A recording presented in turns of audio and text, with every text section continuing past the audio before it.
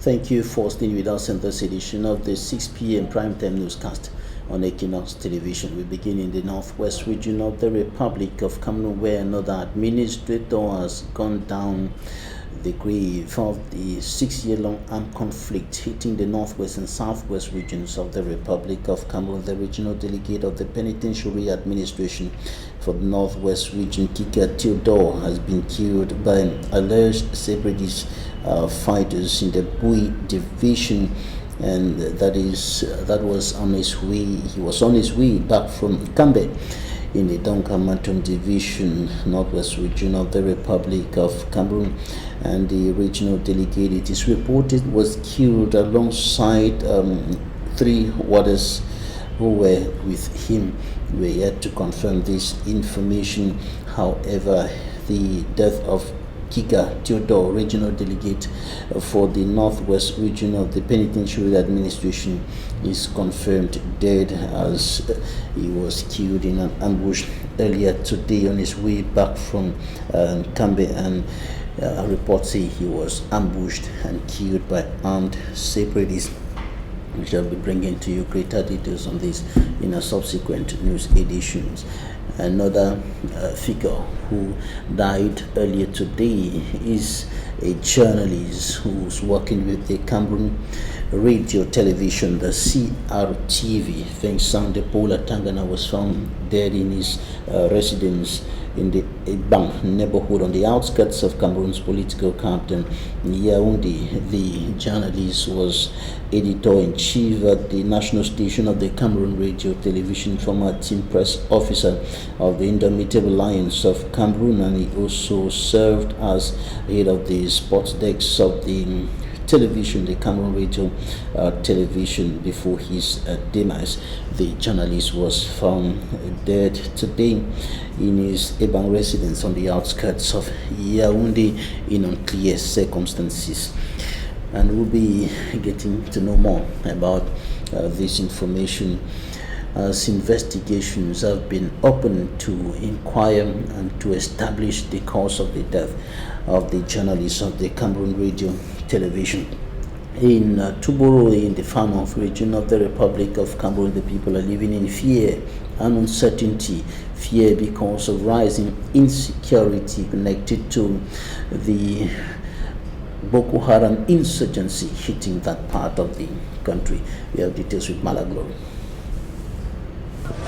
The mother of Jonga Jakis, his wife and his 2 neighbors by unidentified men has plunged his family into tears.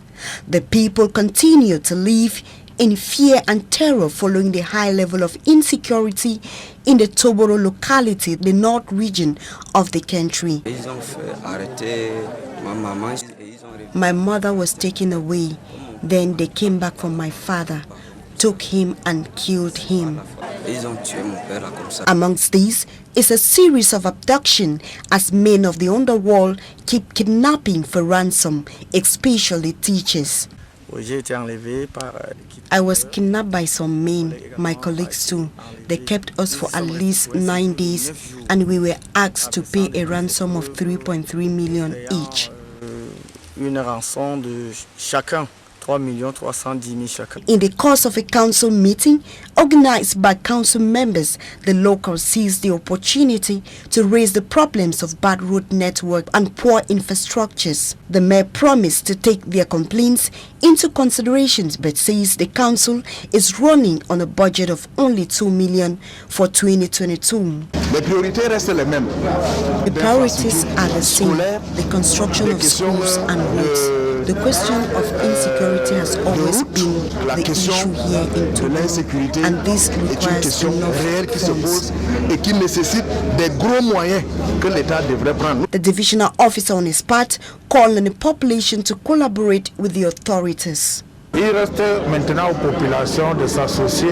left to the population to follow up those in complicity with the criminals.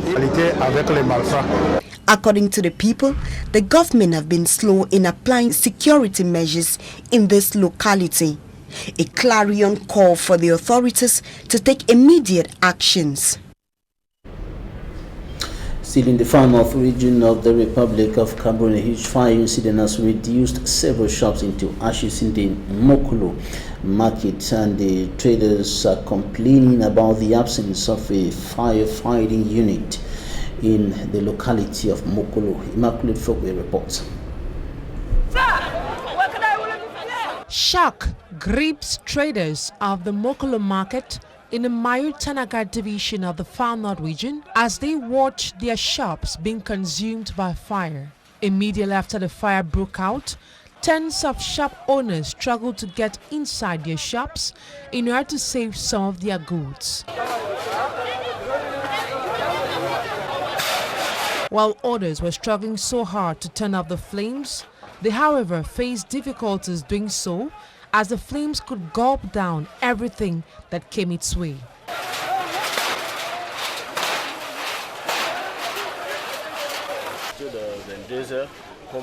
I was called on phone at 10 p.m. that fires engulfed my shop, so I rushed to the market.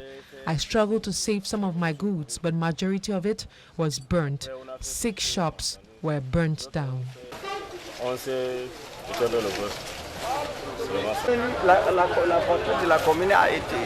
For days now, water has not been flowing in our area, so it was really hard for us to turn off the flames. Some persons took advantage of the fire to steal from some shops. Though not adapted for such fire interventions, the tank vehicle belonging to the Mokolo Council is able to assist the traders in containing the flames. Traders decry the absence of the firefighting brigade in the locality. I am imploring the government to offer us a firefighting brigade here in Mokolo. Their services will be of importance to the population. We have recorded several tragic fire incidents which could have been prevented if they existed. The next day, some traders could be seen struggling to gather some of their goods spared by the flames.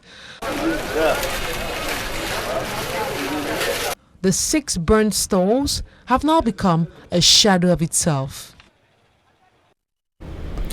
Officials of the CEMAC sub-region are now struggling to mitigate the consequences of Russia's invasion of Ukraine on the sub-region, on the countries of the sub-region, and they were meeting here in Cameroon's economic capital Douala within the context of the Economic and Financial Reform Program, PREF CEMAC, to discuss these challenges that countries of the sub-region are facing as a result of Russia's invasion of Ukraine. Details with Equinoxe. The Economic and Financial Reform Program of the Central African Economic and Monetary Community, PREF CEMAC, says it cannot ignore the Russian war on Ukraine when it is part of the international community, with its economy also affected. We are going to study the consequences, the economic and financial consequences of this war on our economy. Then we will have a discussion, then make proposals to our ministers. Their meeting in Douala also aims at evaluating actions taken by heads of CEMAC member countries and ministers to fortify the economy of the CEMAC sub-region with regards to the war between the 2 reliable European countries. We are trying to evaluate our performance. Head of state, they did meet and they adopted resolutions and decisions, as you know. Then after, we have an extraordinary meeting at the ministerial level. We are meeting here today for an evaluation. Of the 12 envisaged to CEMAC integrated projects, the execution of 4 will soon commence. 4 of these projects are already on the starting point because the agreement between the international community, between the partners and the government has already been signed. Finances are totally mobilized. The project team are on the field.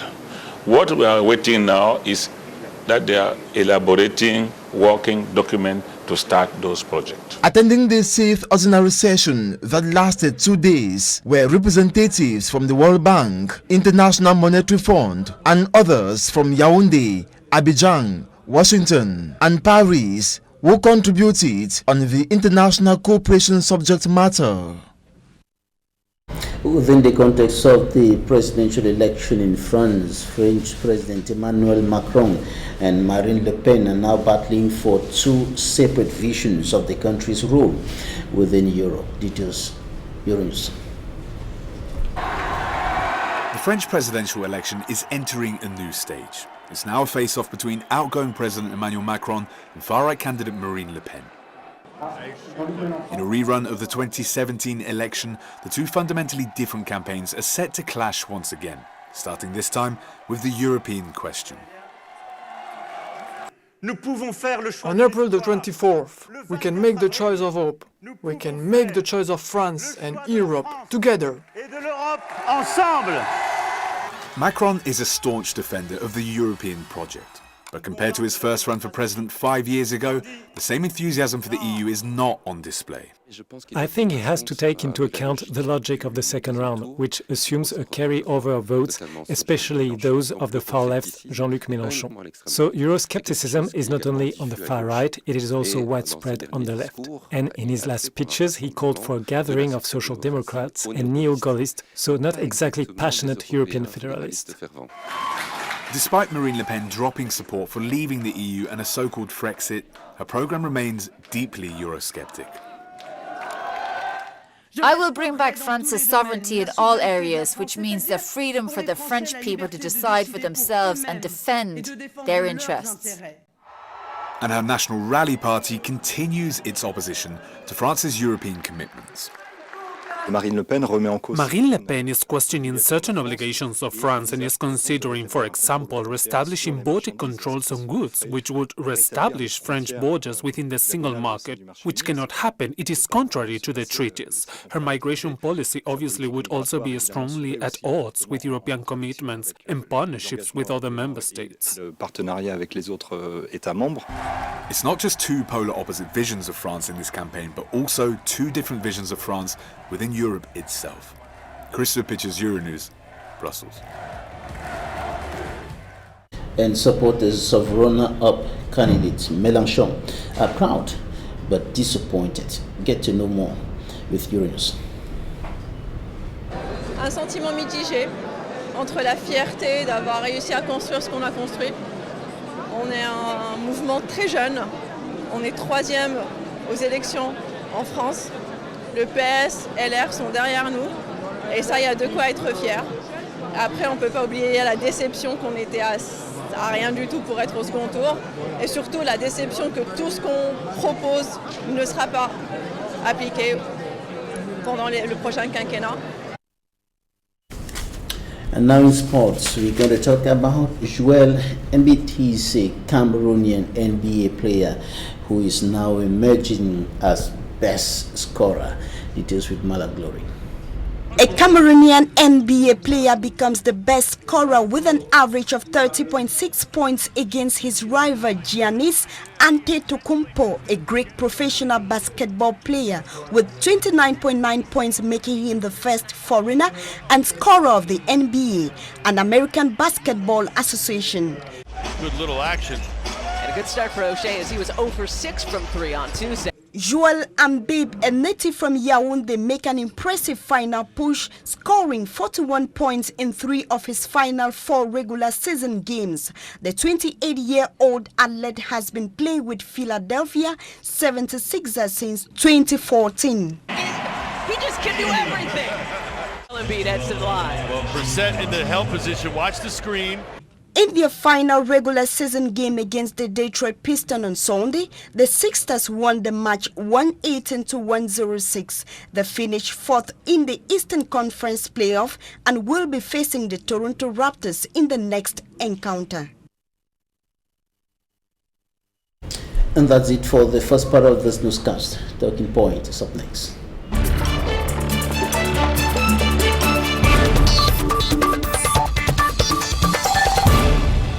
Our guest today is Quentin Ignatius. He's the president of the Northwest Petroleum Dealers Association, joining us from Bamenda.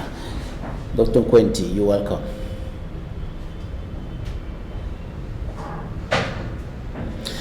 Dr. Quenty, you're welcome. Thank you for joining us today. We're going to be talking about the proliferation of illicit fuel, the increased proliferation of illicit fuel. And of course, the illegal business is gaining grounds not only in the northwest, southwest, but also here in the littoral region of the country, on the streets of Douala. The illegal business is prospering, and we want to understand what's happening and the impact of this on the legal business of fuel. Dr. Quenty, you're welcome.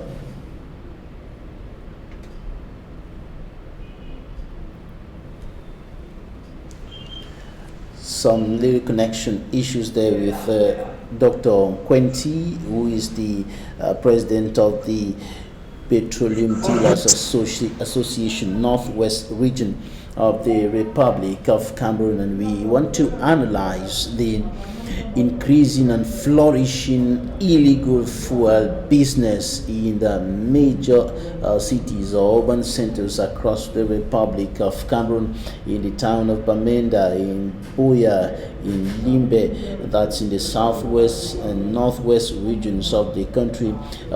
That those are regions that are close to the Federal Republic of Nigeria, where much of the illegal or illicit fuel, from where much of the illicit fuel is imported. And of course, the business has been prospering there for quite a long time now, but now it is gaining grounds in other parts of the country. Here in Cameroon's economic capital, Douala, for example, the illegal sale of fuel is gaining grounds in the Douala 4 municipality in particular, and in other parts of the town. The illegal business has been prospering. Dr. Quenty Ignatius, you're the president of the Northwest Fuel Dealers Association. Tell us what's happening in the domain of that business. Well, which is spreading not only in Northwest and Southwest, but in the whole Republic now, is terrible. It has blown the economy down so much. And the situation is very serious this last 3 days, starting from Friday, Saturday, Sunday, when fuel was not just empty but dry from the towns of Bamenda and other parts of the Republic. And the situation was terrible. All trucks were packed down, vehicles were packed down, caterpillars that used to go and dig soil and so on were packed down, trucks that used to go to Womb and bring us sand were packed down. But we were told on Saturday that the situation will be remedied by Monday or Tuesday. But we thank God we have fuel today, Tuesday, and life is back to normal. And the economy has picked up again. But the few 2 or 3 days that we had no fuel, it was terrible. And if it continued, it would have been terrible, more terrible. And unfortunately, when the fuel got shot in the towns, the illicit products that come from Nigeria were gaining ground. They sold everything that they had, though it is not permitted, but people had to buy it because they had no choice. And if we go to evaluate the impact on the economy for these 2 or 3 days, it will be terrible. It will cost millions of CFA lost within these 2 days. And the illicit fuel coming from Nigeria, especially petrol super, which we call super, is really hitting hard on us who are petroleum dealers in the Northwest, Southwest, and even in the whole Republic. I hear the illicit products are all over Douala, our economic capital. And if this continues, the economy of those who also pay taxes to the government at petrol stations will be severely blown down. And we have, on many occasions, visited the Minister of Finance in Yaoundé and pleaded with him. They directed us to the Director of Customs, pleaded with them that they should instruct our customs at the borders to stop this illicit fuel coming from Nigeria, and this, our plea, did not yield any fruits. We continue to suffer. We pay taxes and we don't sell, but those who don't pay taxes, they sell the illicit, the unauthorized products, which are not only dangerous to us, not only harming us, the petroleum dealers, also harming the population, because the fuel that comes in is not pure, and it damages people's vehicle engines especially, and people don't understand this. But we don't know if government will not take this matter serious. It will continue and maybe kill our economy. This situation is not only for the Northwest, Southwest, and Douala, as I've noted. All the regions along the border with Nigeria are suffering. From north down, all those regions, northern region, Damawa, Arwa, coming down to Limbe, to northwest, and then to southwest, are suffering. And we do not know why the customs cannot stop these people from coming in with these products.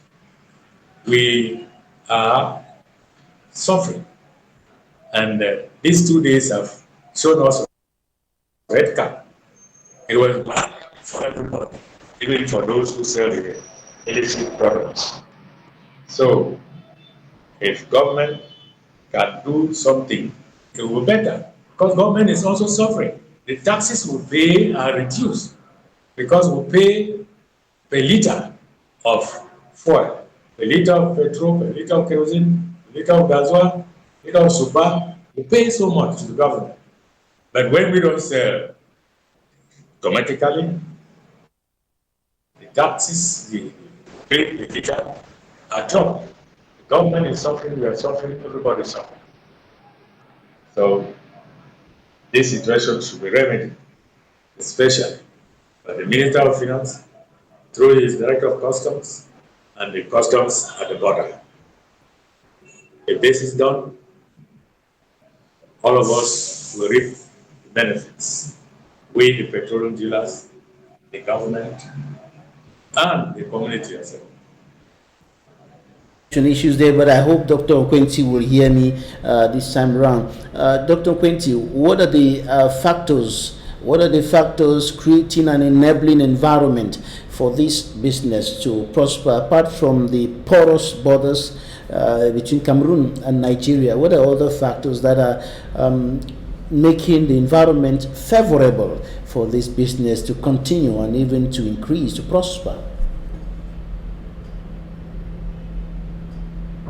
Well, the other factors that influence this illicit trade is the high taxes, the high fare they pay on a liter of super from the pumps in the stations. The illicit fuel is cheaper, so people prefer to go for them to buy this illicit product, which is cheaper. If our government can lower the cost per liter, lower it below the cost of the illicit one, I think that illicit market will just automatically die. But if they don't, it will continue. And it is also because there is fast unemployment, and the unemployed youths are selling it along the roads, just like they are selling palm wine in the stores, in bars, and nobody is even talking. The authorities pass and see, they don't even talk. And it is dangerous to the environment in that this illicit product, they pour the super on the land, on the grass, and so on. And you know, it's a product that destroys, especially super. It destroys our vegetation, and also those who are trading with it, because it penetrates their the pores of their skin and cause sick of them. They do not understand. Those who inhale it, they manipulate it, they inhale it, and get it to their lungs, cause sick, which they do not understand. So if the government wants to take care of the population, they should stop this illicit sale of super, because it is dangerous. It is dangerous to the economy, it's dangerous to the health of the people, it's dangerous to the environment, so on. All right. From what you're saying, Dr. Quincy Ignatius, it can be deduced that control at the level of the administration, the custom, and other authorities who are in charge of making sure that this does not happen, this illegal business does not control, is not very effective. What explains this? Why is it difficult for the authorities to put an end to this illegal business? What are the complications? Thank you very much for that question. That is the $1 million question. We have always talked to the governor, the regional delegate for mines, water, energy, and they always told us that they lack vehicles, they lack personnel to do the control. And at times they ask us to provide fuel for them to do the control. And when they go out once, they capture drums of this illicit fuel and auction them. But they do that very rarely. They don't do it frequently. And if they were doing it frequently and punishing those who are involved in the trade, I think there will be an end to it. Another factor is the corruption in this country, which the authorities preach against corruption, but when they preach against it, they rejuvenate it the more. They preach against it, but they do not stop it, and we do not know why. If somebody is caught practicing corruption, he should be punished. But we've never seen people being punished for that. So that is one of the reasons why it is difficult to stop this illicit market. Those who are supposed to control it, they lack the facilities, vehicles, and so on. And again, corruption now takes over. So that is the situation. You were talking about the consequences on those who are doing the business legally and on the economy of the country as a whole, and you were highlighting the fact that this business is also prospering not only in the south but up north also, along the porous borders up north between Cameroon and Nigeria. Tell us more about the consequences, the adverse consequences of this illegal business on your activities, those who are doing the business legally, and the economy of the country. How much are you losing?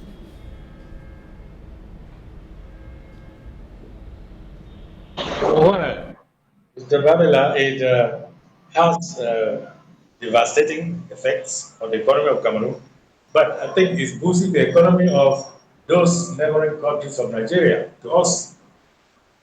Though illegally, but the unemployed youths in Nigeria who are practicing this are benefiting, even though they have the health hazards that may be affecting them. They are affecting the Cameroonian youth because the market is handled by youths. This is because of unemployment.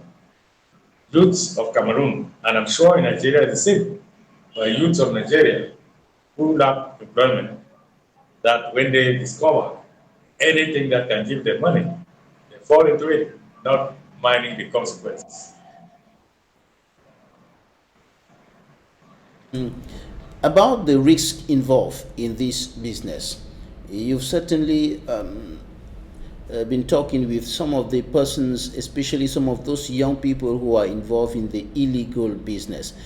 Are they aware about? They are aware of the risk involved, the risk of a fire incident. The last time I was in Bamenda, two young persons almost got consumed by flames in one of the fire incidents that occurred at one of the sales points there in Bamenda. Are they aware of the risk involved? Thank you, Mr. Manila. They are not aware of the risk, and it is the Ministry of Health that ought to. We have television centers, we have TV like Equinoxe, the national TV centers.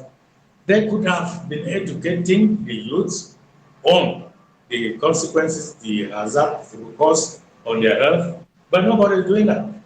So the youths are only after their money. Whether they die or they live, they go in for it. So it is now left for the government, especially the Ministry of Health, to educate the youth. And they are not, nobody is doing that. And the fire hazard, as we said, truly, I think 4 years ago in Bujang market, they did caught fire in the market and burn the market. But yet, our people cannot be talking, educating the minister, the directorate of water of environment should have created programs of education. The Ministry of Health, Environment, and so on.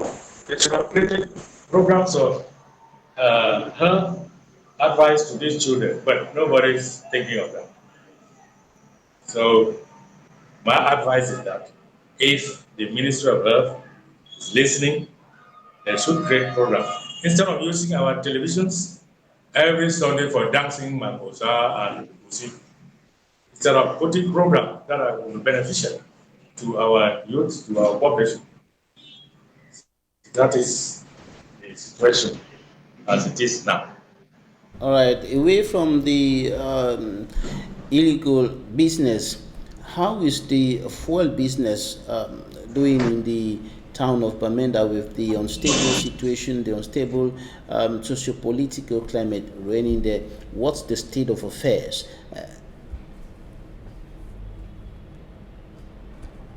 Yeah, concerning the socio-political situation now in the Northwest and Southwest, the illicit market has added some impetus to this, because those who use the fuel to create problems can easily buy it anywhere and use it.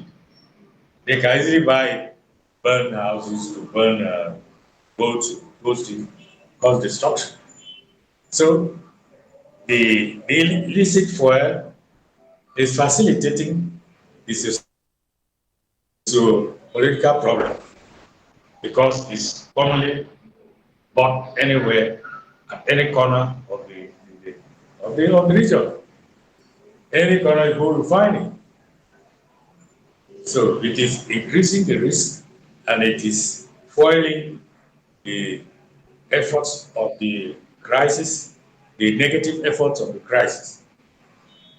So if it is stopped, maybe the socio-political crisis will dwindle, especially in the villages, in the local areas where there are no petrol stations, but this illicit fuel is booming there. Right. Thank you so much, Dr. Quinty Ignatius, President of the Northwest Petroleum Dealers Association. Thank you for joining us today. Mr. Babila Jonathan and charming lady Ngu. Bustela, standing before me here. Bustela is correspondent in the northwest region of the country. Thank you so much, Bustela, for making this interview possible. Thanks, ladies and gentlemen, for staying with us. That's it for today's edition of the 6 p.m. newscast on Equinoxe television. In about 25 minutes, Sergio Lontu and his guests will be here with Equinoxe. Stay with us.